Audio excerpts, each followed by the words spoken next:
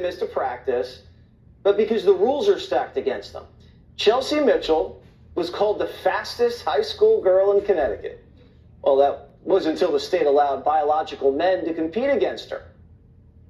In 2019, I was ranked the fastest biological female in the state of Connecticut. When I had to compete against a transgender athlete, I just feel completely defeated before I even run the race. I was this elite athlete, like I was up there with the fastest people in the state, and instead of myself taking home that title, it went to transgender athletes.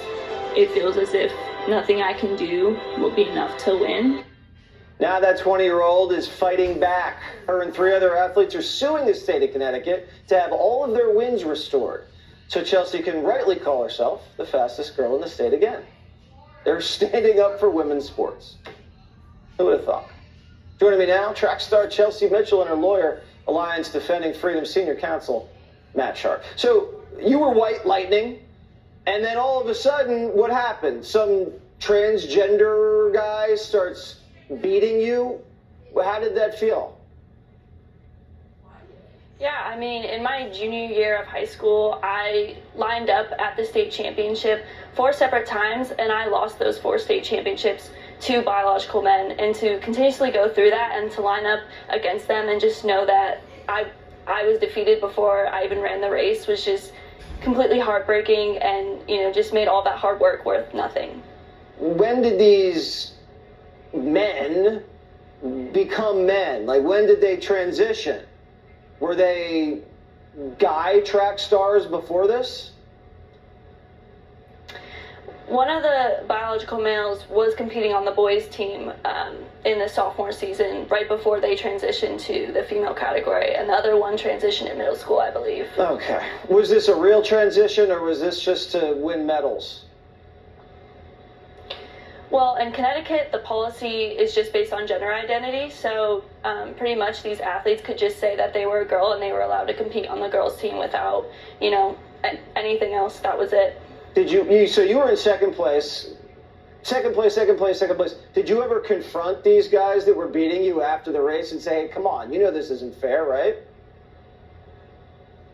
No, in Connecticut, there was a lot of silence. Our lawsuit's kind of the first one to speak up against this. And in high school, the administrators, the coaches, everyone wanted us girl athletes to stay silent. And that's why it took so long to even file the lawsuit in the first place, is because the media and everyone was very hush-hush and trying to make us, scare us into talking about this issue. That's pathetic.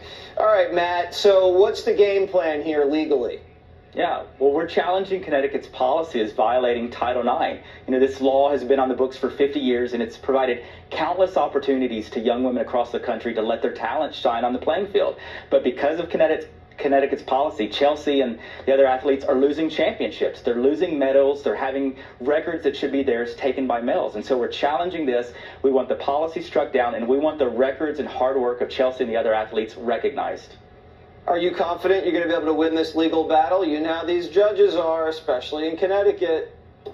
That's right. Well, the law is on our side. We even have Justice Ruth Bader Ginsburg that has recognized that there are differences between men and women, and that those matter in places like the athletic field. So we're hopeful the court's going to recognize this and uphold the records, uphold the championships that these young women rightfully won. All right, Chelsea, you look fast on that tape. I'm scared of you. I would never get in a foot race with you or anything like that.